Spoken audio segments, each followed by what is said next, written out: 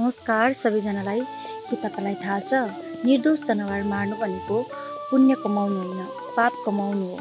भगवानलाई जीवको बलि चाहिँदैन, भगवानलाई त सच्चा भक्ति चाहिन्छ।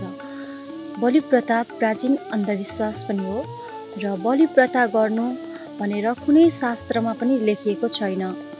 बलि प्रथा शास्त्र विरुद्ध साधना पनि हो र गीता अध्याय 16 श्लोक 23 मा पनि भनेको छ कि जसले शास्त्र विधि त्यागेर मनमानी आचरण गर्छ न उसको गति प्राप्ति हुन्छ, न त सिद्धि प्राप्ति हुन्छ, न त सुख नै प्राप्ति हुन्छ। बलि प्रथा भनेको हिंसा बढाउनु हो, पुण्य कमाउनु होइन।